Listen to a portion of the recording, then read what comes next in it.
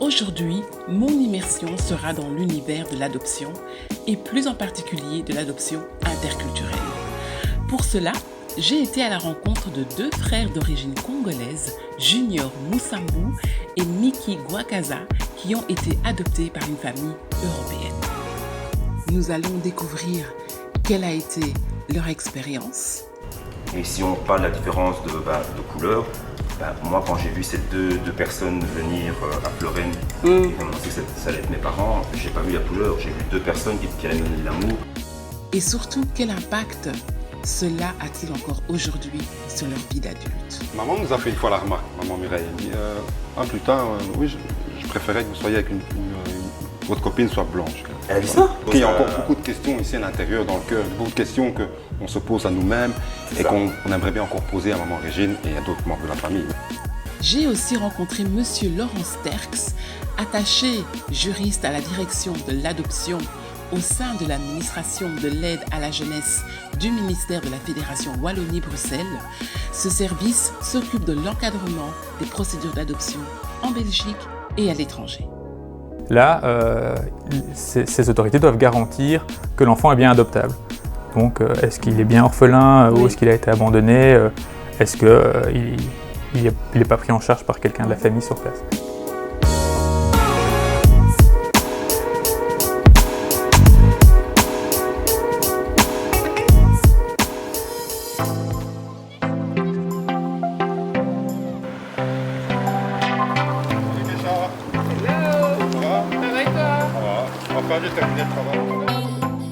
Junior m'a donné rendez-vous à la sortie de son travail et il m'apprend que son frère Miki nous attend pour une petite balade à Matongé, le quartier congolais par excellence et qui me fait penser qu'en fait, oui, s'il y a bien un endroit où ils peuvent se sentir proches de leurs racines, c'est bien Matongé.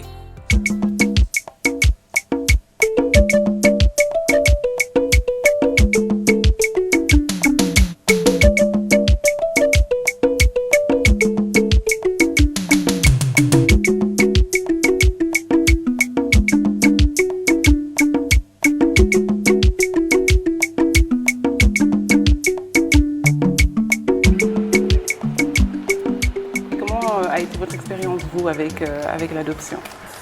Bien, nous, en tout cas, de ce que moi je m'en rappelle, parce que j'ai plus de souvenirs que Junior. Oui, t'es plus âgé, vous êtes combien? C'est moi le plus vieux en fait. On se suit de 2 ans. De 2 ans. 2 ans. Tu sais que tu parais plus âgé. C'est peut-être la casquette, les lunettes, la barbe. Je devrais peut-être raser. On dirait le grand frère. Et qu'aujourd'hui, je suis ton grand frère. Donc tu as un peu plus de... Voilà, je suis aîné de la famille. Oui. Et donc, moi, de ce que je m'en rappelle, c'est une très belle expérience. Dans le sens où je suis arrivé ici, j'avais 3 ans et demi. Oh, wow. Je me souviens. Dans une famille d'accueil à Florène. Oui. Et c'est là qu'on s'est fait adopter par une famille de blancs qui sont venus nous rendre visite une journée. On avait la possibilité, en tout cas moi j'ai eu la possibilité parce que j'étais plus vieux que Junior, d'aller une journée chez eux. Voir si moi, en tant que petit garçon, j'allais me plaire dans cette famille. Et donc je suis parti une journée avec eux et c'était la meilleure journée de ma vie. Ah ouais? À 3 ans, tu te souviens encore? Qu'est-ce qui s'est passé? Pourquoi est-ce que vous avez été mis en adoption en fait? C'était une question de stabilité de maman Régine, c'est qu'elle n'avait pas les documents, elle n'avait pas de papiers. Donc elle a dû quitter le territoire. Et pendant qu'elle est repartie au pays, nous on est resté ici, à Anderlecht, au centre d'accueil Anderlecht. Ouais, c'est ça. Au départ c'était ça. Nous, étant enfants, on avait plus de possibilités de rester. Les papiers, Oui, d'accord. Que notre maman. Dernier recours pour ne pas qu'on soit trop séparés, c'était nous mettre dans une famille d'accueil à Florène. Cela peut peut-être paraître étonnant et même très rapide la façon dont Junior et Miki ont été adoptés. Mais Monsieur Laurent Sterks va essayer de nous éclairer à ce sujet. Donc il faut savoir qu'avant 2005, les procédures d'adoption étaient beaucoup moins encadrées qu'aujourd'hui. Donc notre service n'existait pas en tant que tel. Il n'y avait pas d'encadrement aussi strict de la part de l'État, ce qui fait que des gens qui sont aujourd'hui adultes et qui ont été adoptés avant 2005, il est possible que les règles que je vais vous expliquer ne s'appliquaient pas à l'époque où ils ont été adoptés. Mais je vais vous expliquer comment ça fonctionne aujourd'hui. Oui. Donc en fait, pourquoi 2005 ? C'est parce qu'à l'époque, il y a eu une grande réforme du droit de l'adoption en Belgique pour se mettre en conformité avec une convention internationale qui s'appelle la Convention de La Haye de 1993 sur l'adoption internationale. C'est une convention qui a été signée par un certain nombre de pays, dont la Belgique, et qui vise à mettre en place des garanties en matière d'adoption internationale pour être sûr que ça se passe bien. Oui. Alors les garanties, elles sont de deux ordres. Il y a des garanties au niveau des candidats adoptants, des parents adoptifs, et des garanties au niveau de l'enfant. Nous reviendrons un peu plus tard plus en détail sur les processus d'adoption, mais maintenant revenons à l'histoire de Mickey et Junior. Et donc vous étiez dans une famille séparée, vous n'étiez pas dans la même famille? On est toujours ensemble. Toujours ensemble. Ah, vous avez été adoptés par la même famille? La même famille, c'est ça, oui, la même famille. Ah, d'accord, ok. D'ailleurs, nos parents ont adopté aussi un autre enfant dans notre origine, d'Hindou. Ah oui, ok. Anki, et qui est notre propre frère. Oui, bien sûr. On considère comme nos propres frères. Ouais. J'imagine quand on est petit, peut-être qu'on ne se rend pas très compte en fait, mais en grandissant, qu'on se rend compte, ben non, en fait, ni mon père ni ma mère est comme moi. Comment est-ce que vous avez vécu cela? Est-ce que vous avez posé des questions? Comment ça s'est passé? Et si on parle de la différence de couleur, moi quand j'ai vu ces deux personnes venir à Fleurenne et qu'on pensait que ça allait être mes parents, j'ai pas vu la couleur, j'ai vu deux personnes qui allaient me donner de l'amour. Oui, bien sûr. Ça m'a sauvé d'une situation. Donc la couleur n'a jamais existé entre nous. On s'est jamais dit maman est blanche, papa est blanc, je suis noir. Ouais. C'est les autres autour de nous. Voilà, oui, alors c'est plutôt les autres qui vous ont fait cette différence. Qui ont mis des barrières à ça. Vous n'avez pas senti une différence à un moment donné? En fait, on est arrivé, on était un peu les stars du quartier, les gars. Je me souviens, maman, elle nous disait, quand vous êtes arrivés, tout le monde venait vous voir, tout le monde vous apportait des nounours, des bonbons, des chocolats, un vélo, etc. On était attendus. Surtout la situation de l'époque, c'est qu'on arrive dans un petit village qui s'appelle Borin, où il n'y a pas d'étrangers. Oui, donc c'était un peu l'effet de surprise et on va un peu voir à quoi il ressemble. Ouais, c'est ça. En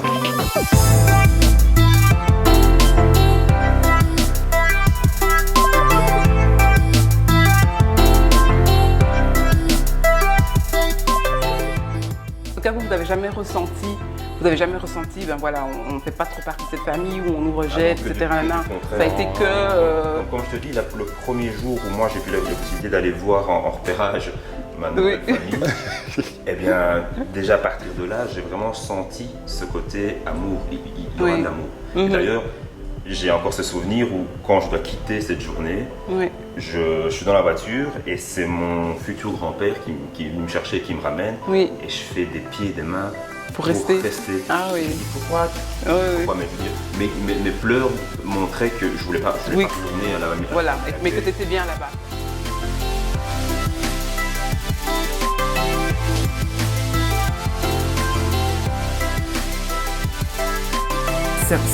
Cette recherche d'origine. Donc, alors ça, en général, est-ce que comment ça se passe? Est-ce que les enfants peuvent vous contacter et dire voilà, j'aimerais retrouver ma famille d'origine? Comment ça se passe en général? Donc, dans tous les cas, si les gens, si un adopté cherche à connaître ses origines, il peut nous contacter. Oui. Bon, on va voir ce qu'on peut faire, mais forcément, nous, on a des dossiers chez nous que pour les adoptions prononcées à partir de 2005. Voilà, oui.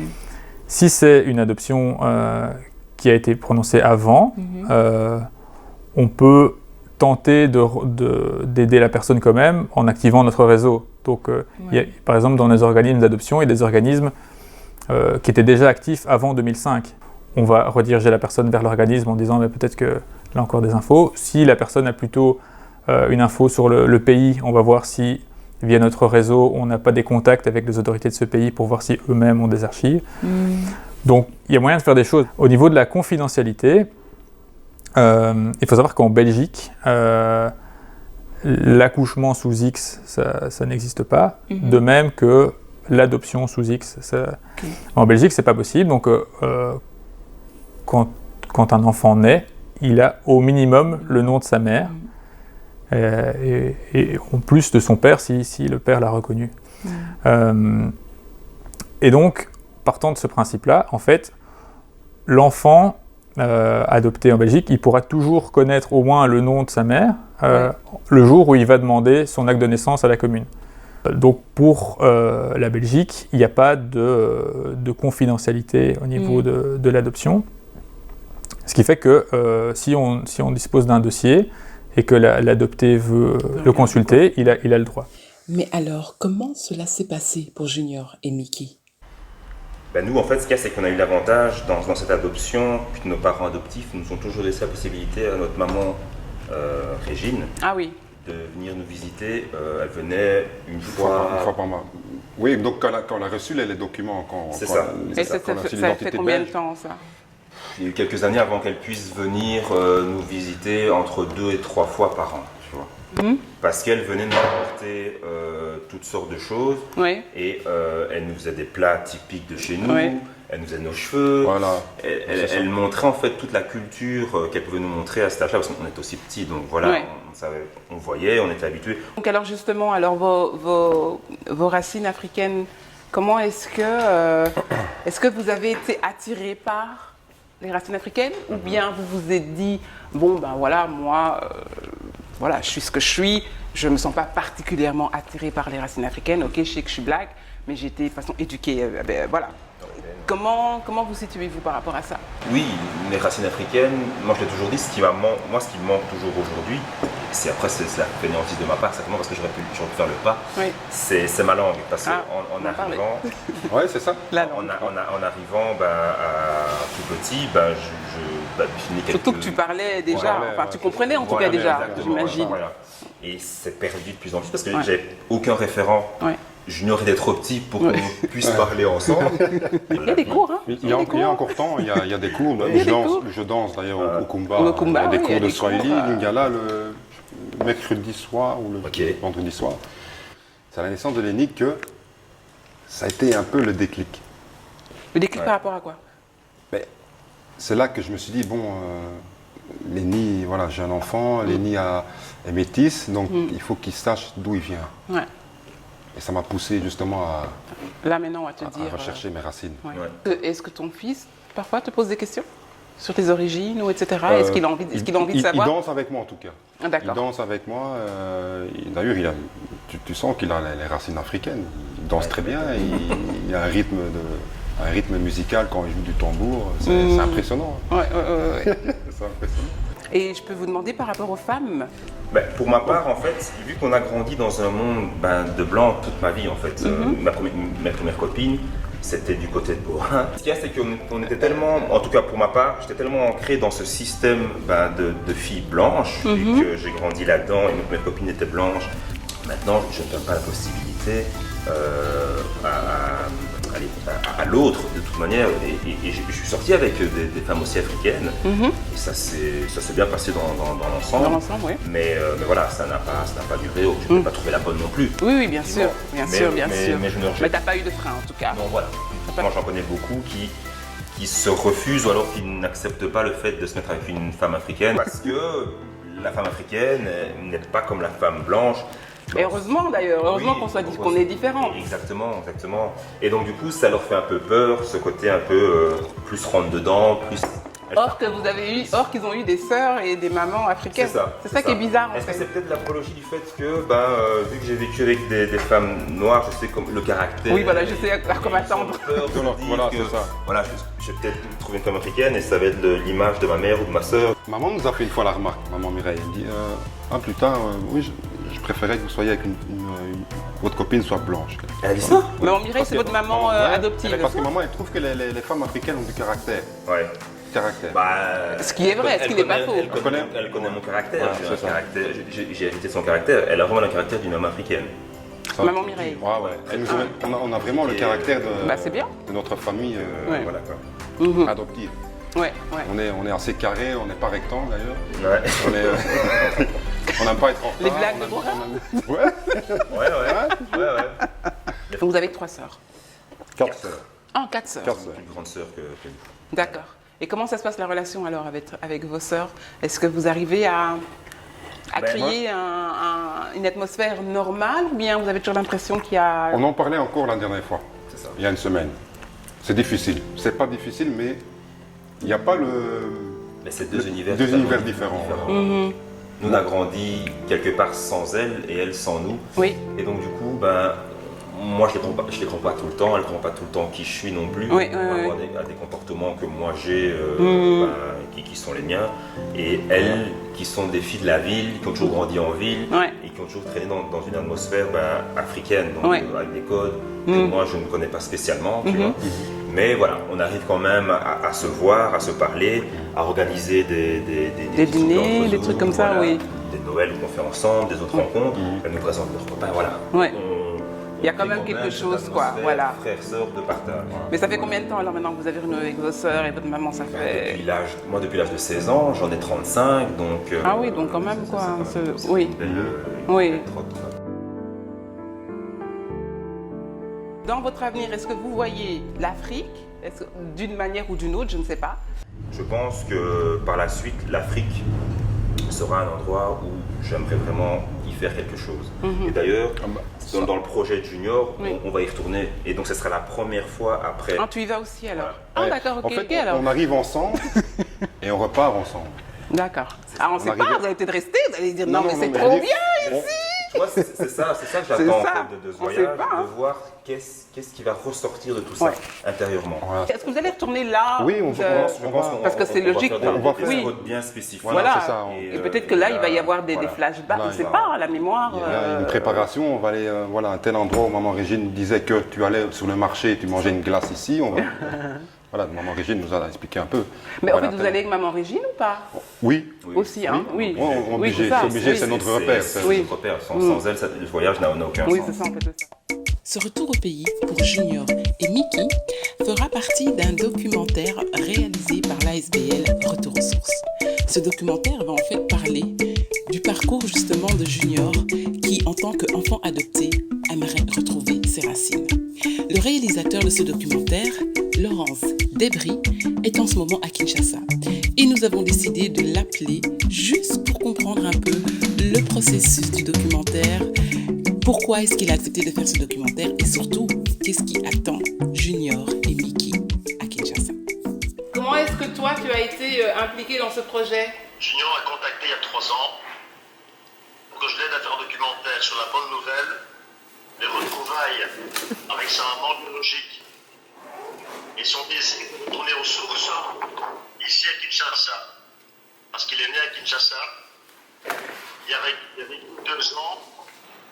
Kinshasa n'a pas vu grandir et voudra un peu rattraper le temps perdu, revenir ici, pour un peu ses origines, découvrir ce terrible retour aux sources, Kinshasa, en plein cœur du Congo, la capitale du Congo. Donc, et pourquoi est-ce que tu as accepté alors de faire cette histoire? Parce qu'est-ce qui vous a touché particulièrement dans cette histoire? Je n'ai pas eu le choix, il m'a forcé de travailler, il m'a forcé, c'est un voyage. Je n'ai pas...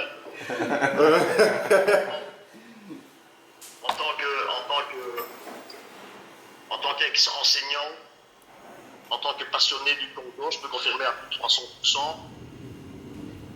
En tant que personne touchée par ce projet, je ne pouvais pas refuser. Ce voyage qui va nous ramener à nos racines, pour moi, c'est un voyage très important. On va revenir plus léger. C'est ça, je pense qu'il y a beaucoup de choses. Parce qu'il y a encore beaucoup de questions ici à l'intérieur, dans le cœur, beaucoup de questions qu'on se pose à nous-mêmes et qu'on aimerait bien encore poser à Maman Régine et à d'autres membres de la famille. Mais en tout cas, pour nous, il y a beaucoup de questions encore maintenant qui sont encore ici et qui essayent de sortir, mais on n'arrive pas à trouver réponse parce que les réponses, elles sont là-bas. Et si vous n'avez pas ces réponses, vous allez faire quoi? On les a pas. Les réponses, elles sont là-bas. Oui, mais si vous ne les avez pas, si on ne vous les donne pas. Un homme déterminé trouve toujours sa réponse, trouve sa voie. L'homme qui doute ne trouvera que du doute. Mais ici, on est déterminé à avoir ces réponses. Et c'est clair, comme dit Junior, il y a toujours quelque chose qui trame, qui a besoin d'être expulsé. Et je pense que c'est là-bas, c'est la terre de nos ancêtres qui nous feront, je pense, avoir ces réponses. Comment est-ce que votre famille adoptive a pris le fait que vous vouliez vous ressourcer, enfin en tout cas que vous vouliez avoir ce rapport avec votre côté africain, votre maman, etc. Comment est-ce qu'ils ont été à un moment donné vexés, qu'ils se sont dit mais attends, on vous a donné tout cet amour, etc. On vous a jamais empêché de voir votre maman. Comment est-ce qu'ils ont pris ça, cette nouvelle? Moi je vais prendre la parole. Je me souviens que quand j'ai quitté Borin pour rejoindre Elodie et trouver un travail à Bruxelles, maman, elle avait peur que je retourne voir Maman Régine, que je reste à Bruxelles. D'accord. Je dis non maman, pourquoi je ne reviendrai pas? je t'aime, j'ai juste besoin de... Donc elle avait peur que la fête du sang soit plus fort que le petit Junior qui est arrivé, qui avait 2 ans, reparte à Bruxelles, ne revienne plus. J'ai eu le même cas que toi. Quand j'ai contacté Régine pour la première fois à l'âge de 16 ans, elle avait vraiment peur qu'on lui tourne le dos, en fait, qu'on l'oublie. J'avais beau la rassurer, parce que pour moi, c'est ma maman. Ouais. Quoi qu'il arrive, ma Régine la respecte, c'est la femme qui m'a mis au monde, et elle a tout mon respect, tout mon amour. Donc maman Régine, vous la considérez pas comme votre maman? C'est pas comme ma maman, mais je veux dire, la personne qui m'a appris et qui a fait l'homme toi, qui tu es aujourd'hui, qui nous sommes, c'est Mireille. D'accord. Et je la considère comme ma maman. Ouais. Je ne peux pas le dire autrement. Oui, bien sûr. Non, de toute façon, c'est tout à fait votre droit. Hein, voilà, et Régine, Régine est cette femme qui nous a mis au monde, qui nous a donné la vie, qui s'est battue parce que... parce qu'elle est quand même venue vous voir et tout, elle ne vous a pas laissé. C'est grâce à elle qui nous a... Elle faisait, dans un sens, elle venait justement pour ne pas qu'on oublie. Oui, c'est ça en fait, j'imagine. Si elle ne serait pas venue, peut-être qu'on aurait jamais eu l'envie de... C'est ça, exactement. Et même du ressentiment peut-être contre elle, parce que peut-être vous a dit, de toute façon, elle n'est jamais venue nous voir. Voilà, c'est ça. Et puis son côté aussi, elle de maman, qui était certainement dur, c'est de laisser ses 2 enfants c'était dur pour elle. J'imagine. Chez des personnes sans savoir comment ça va aller. Parce qu'à la base, elle nous mettait pour nous reprendre après le temps de faire cette oui, c'est ça en fait, c'est ça. Les choses sont passées autrement et puis finalement, c'est pas qu'elle perd ses enfants parce que finalement, on est de retour. Oui, de toute façon, vous êtes là, vous êtes beau, vous êtes et c'est une belle réussite quoi. C'est ça. Et voilà, mais il y a ce côté aussi qu'il faut prendre en considération, ce côté elle aussi, elle a souffert de cette situation. Et puis nos parents adoptifs, en tout cas, ils sont très avec nous quoi, pour le retour aux sources. Ils nous ont franchement pas mis des bâtons dans les roues. Ils savent maintenant. Je pense qu'on leur a bien expliqué que voilà, on est assez grand. Vous êtes toujours là. On est là. De toute façon, on va les voir assez régulièrement. Plus junior que moi. À cause du petit, je pense que ça joue beaucoup. Parce que t'es tes grands-parents, donc tu as envie de voir ton petit. Mais il n'y a pas de frein, pas de barrière à notre évolution de vouloir savoir d'où nous venons. Et d'ailleurs, c'est un exemple à donner à toute famille adoptive qu'il y a une réconciliation. Donc ça veut dire que les deux familles... À un moment donné, il y aura de toute façon une réconciliation. Voilà, il faut... Du moins, s'il y a le potentiel de base où on communique ensemble et qu'il y a des petits accros, à un moment donné, il faut passer outre ça. C'est ce qui compte, c'est l'homme et la femme que nous sommes et ce qu'on veut devenir. Parce que on doit mettre de côté ces querelles qui ne servent à rien. En tout cas, c'est tout ce que je leur souhaite. Qu'ils trouvent leur réponse sur la terre de leurs ancêtres. Après avoir vécu une telle expérience avec l'adoption, que pensez-vous que Junior et Mickey ont répondu quand je leur ai demandé si eux, à leur tour, ils adopteraient? Moi, j'ai des envies depuis toujours d'adopter un enfant. Donc ça, je pense que si j'ai la possibilité de le faire un jour, je le ferai. En plus d'avoir des enfants de moi et de ma future femme, mais c'est une chose... C'est pas quelque chose qui... Voilà. Je ne suis pas fermé à la proposition. Moi non plus d'ailleurs. J'ai pensé aussi. Non, je ne suis pas fermé à ça. Est-ce qu'il y a un message en particulier que vous aimeriez dire? Moi, mon petit message, c'est que je crois qu'il y a toujours de l'espoir. Il ne faut pas perdre espoir. Il y a toujours moyen de retrouver un grand-mère ou bien un papa, une maman, un frère. Il suffit d'y croire. Oui, je rejoins un peu Junior. C'est vrai que si tu as l'envie de rechercher tes racines, n'hésite pas, fais-le. Et le mieux dans l'histoire, c'est clair que si tes parents adoptifs te soutiennent, tu seras encore plus fort et ta démarche sera encore plus puissante en fait. Et donc il ne faut pas avoir peur, si tu as l'envie de le faire, d'y aller, de foncer. De toute façon, c'est toujours intéressant et le voyage de toute manière ne sera que magnifique. Ce fut un vrai plaisir d'avoir pu m'immerger pendant quelques jours dans l'adoption interculturelle, et ceci grâce à mes intervenants. Alors si vous êtes comme Mickey et Junior et que peut-être l'adoption est une option, voici quelques bons tuyaux sur l'adoption aujourd'hui en Belgique. Dans les faits, il y a plus de candidats adoptants que d'enfants adoptables. Les pays signataires s'engagent quand des candidats adoptants veulent adopter à partir de leur pays, ils s'engagent à vérifier que ces gens sont aptes à adopter. Qu'il y a un contrôle de la part de l'État des candidats adoptants pour vérifier qu'il n'y a pas d'obstacle à ce que ces gens adoptent. Et de la part des autorités du pays de l'enfant, là, ces autorités doivent garantir que l'enfant est bien adoptable. Donc, au niveau de l'inscription et de l'évaluation de l'aptitude, le droit belge permet à les différentes possibilités de pouvoir s'inscrire. Donc, soit un couple hétérosexuel, soit un couple de même sexe, soit une personne seule, de l'un ou l'autre sexe. Il n'y a pas d'obstacle légal. Après, dans les faits, par exemple, pour l'adoption internationale, il faudra aussi tenir compte du pays avec lequel on travaille et des conditions que lui-même a fixées. Donc il y a des pays qui n'acceptent pas les couples homosexuels, par exemple. D'accord. Ou il y a des pays qui n'acceptent pas les hommes célibataires, mais qui acceptent les femmes. Ah oui, ok. Voilà, il y a toutes sortes de conditions, donc ça, il faut en tenir compte.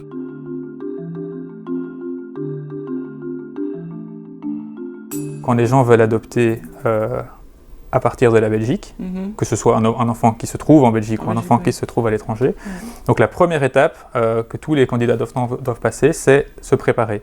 Donc ils doivent s'inscrire chez nous et ils suivent une préparation obligatoire, qui est soit une préparation en groupe, soit une préparation individuelle, en fonction un peu de la situation. Cette préparation va servir à sensibiliser les gens à la procédure, d'abord pour expliquer comment ça fonctionne, mais aussi aux enjeux de l'adoption, pour être sûr que les gens aient une image correcte de ce que représente l'adoption, notamment sur le fait que c'est pas aussi naturel qu'une filiation biologique, et on prépare aussi les gens au fait que il ne doit pas y avoir de tabou au niveau de l'adoption. Donc aujourd'hui, on considère qu'il faut être transparent, qu'il ne faut pas essayer de cacher le fait que l'enfant a été adopté.